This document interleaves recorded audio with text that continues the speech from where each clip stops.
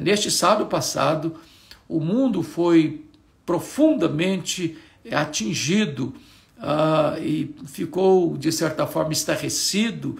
Estamos todos perplexos diante deste ataque covarde, criminoso, terrorista do Hamas ao território de Israel, onde já mais de 1.000 pessoas foram ceifadas e tantas mais estão feridas, machucadas, produzindo aí uma situação de consternamento das nações do mundo, né? Crianças decapitadas, mulheres estupradas, velhos assassinados, famílias inteiras dizimadas, jovens que estavam numa festa criminosamente assassinados, crianças levadas como reféns e colocadas em jaulas. Tudo isso é algo que deva merecer o nosso mais profundo repúdio. Este é mais um sinal da segunda vinda de Cristo, né?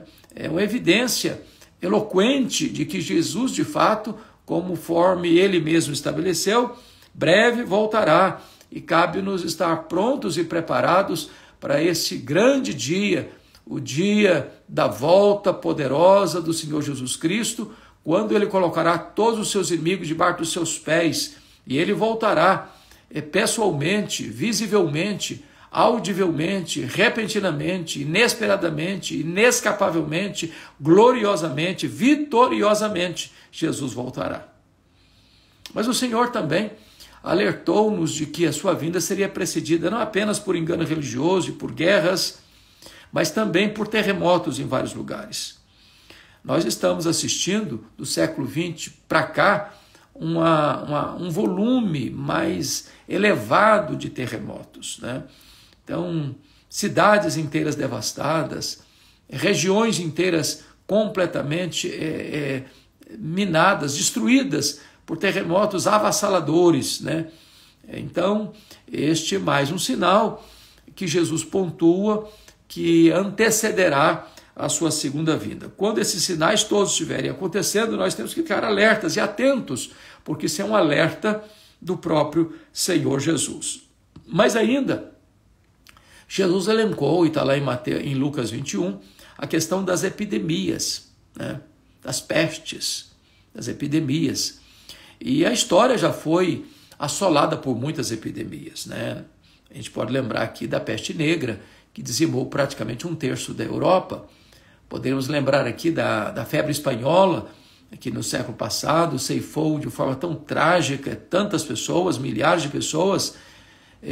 Agora, nós tivemos a terrível pandemia, né, da Covid-19, que ceifou tanta gente, mundo afora.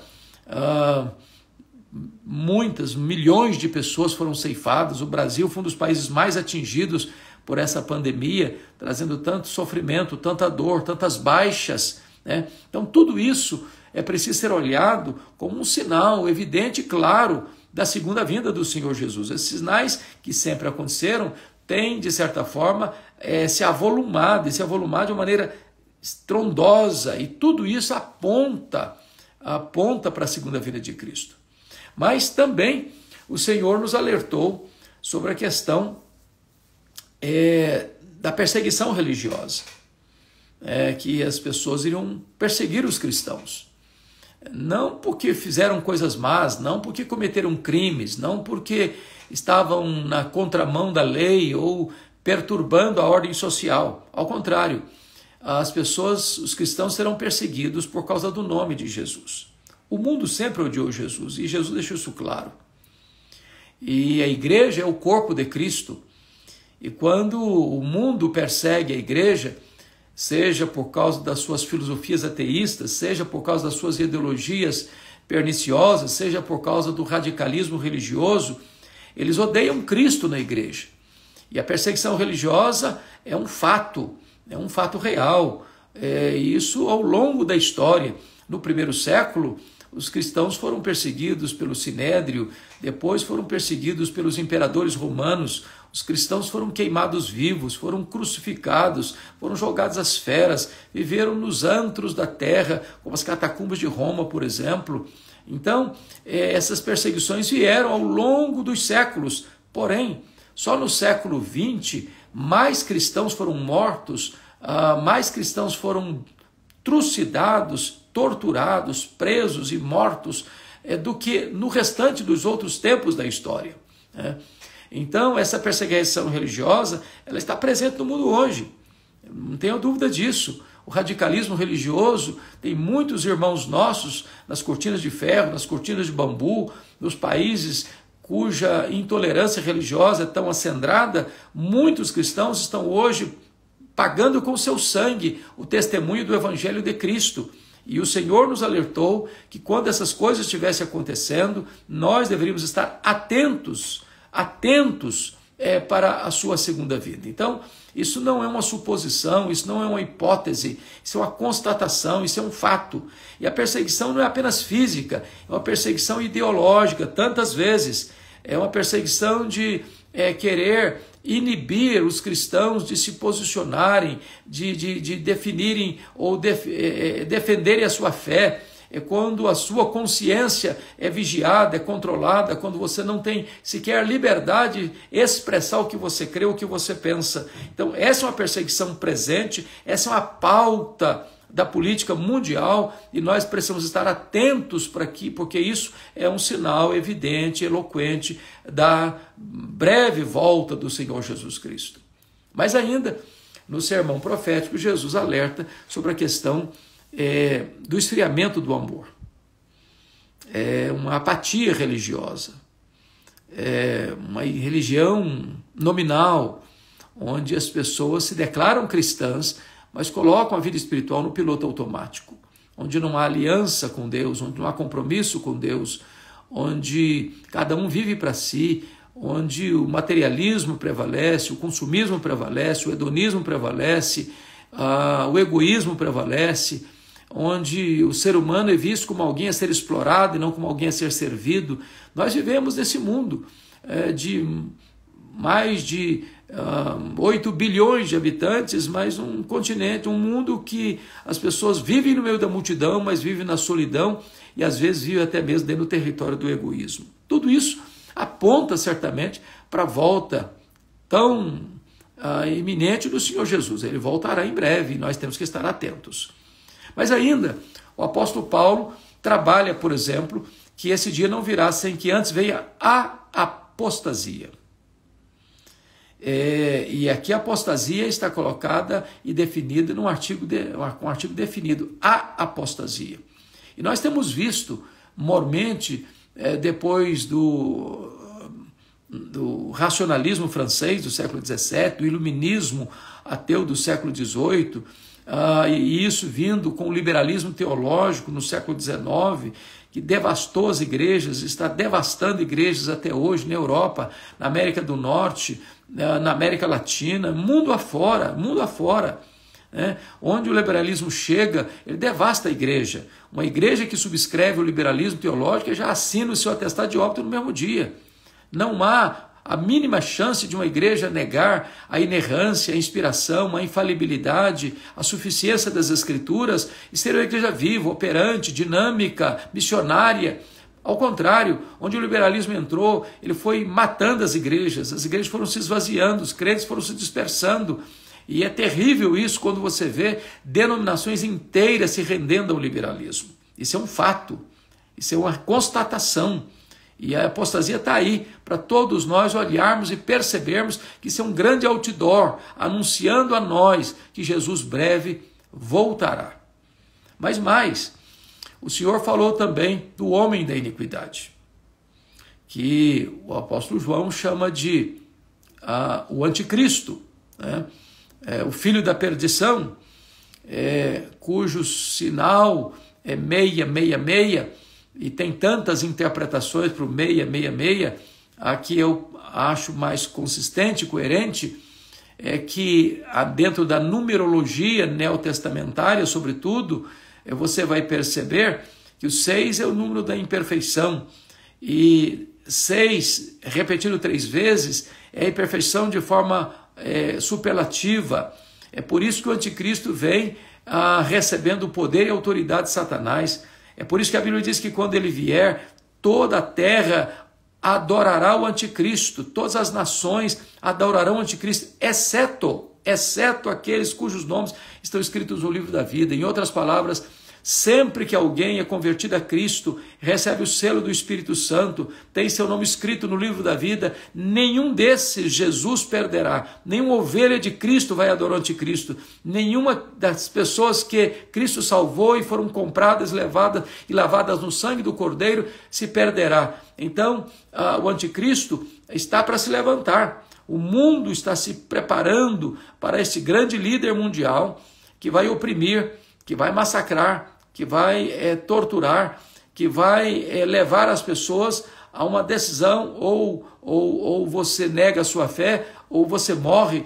Mas está escrito também em Apocalipse capítulo 12, que os cristãos, os servos de Deus, vão vencer o diabo e vão vencer o anticristo pela palavra do testemunho e pelo sangue do Cordeiro. Isso significa o seguinte, que um cristão, mesmo morrendo pela sua fé, ele vence o diabo, ele vence o anticristo, porque o papel do anticristo é levar você à apostasia, mas o cristão verdadeiro, aquele que nasceu de novo, aquele que foi selado com o Espírito Santo da promessa, ele prefere morrer a negar a sua fé em Cristo. Então, nós estamos vendo todo esse cenário apontando para nós a volta do Senhor Jesus, e nós temos que estar preparados e atentos, porque o apóstolo Pedro vai dizer na sua segunda carta, capítulo 3, que muitos estão dizendo, não, Jesus não vai voltar, sempre se falou nisso, o mundo nunca mudou, nunca vai mudar, nada aconteceu. E Pedro diz, não aconteceu sim, é só olhar para a história, veja o dilúvio,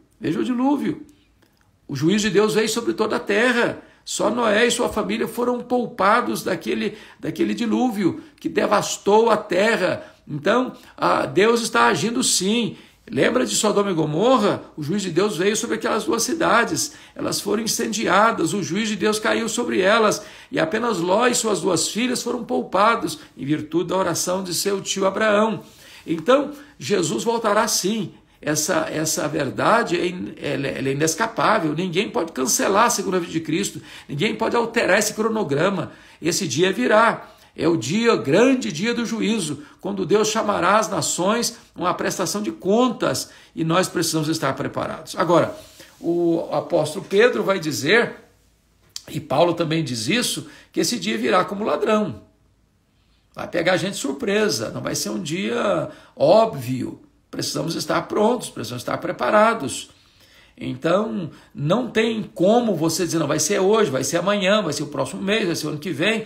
Todas as pessoas que tentaram marcar a segunda vinda de Cristo fracassaram, porque esse dia é da economia da soberania de Deus. O que cabe a nós não é especular sobre esse dia, o que cabe a nós é estarmos preparados para que quando esse dia chegar, não nos pegue de surpresa.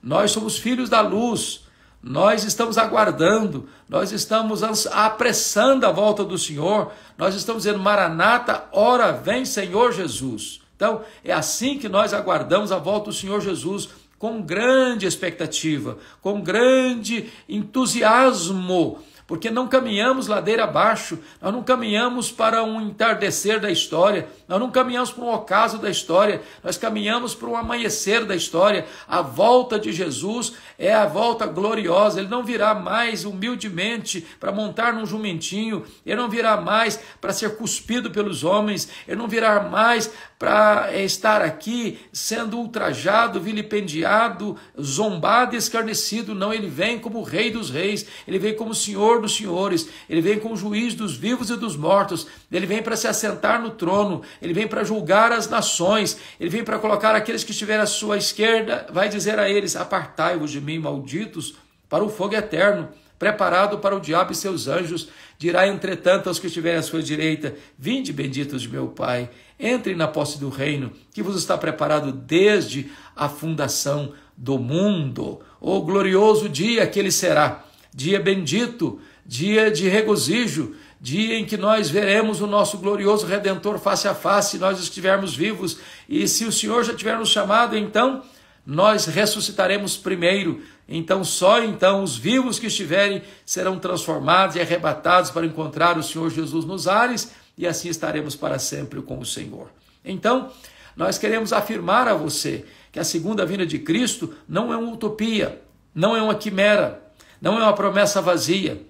Todas as profecias com respeito à primeira vinda de Cristo se cumpriram literalmente, rigorosamente. E todas as profecias com respeito à segunda vinda de Cristo estão se cumprindo rigorosamente. E onde se cumprir rigorosamente, nenhum i, nenhum tio da palavra de Deus vai passar. Então, Deus é digno de inteira confiança. A palavra de Deus é a verdade e nós precisamos estar prontos e preparados para este glorioso dia da volta do Senhor Jesus. Pois bem, então eu gostaria de deixar esta breve palavra com você.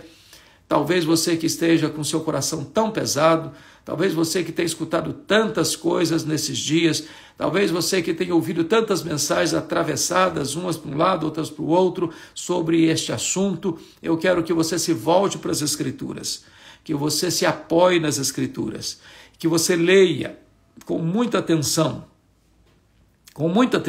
Mateus 24, porque ali Jesus deixou para nós os sinais da sua segunda vinda. Correlato a isso, você pode ler com vagar também, 2 Tessalonicenses, capítulo 2.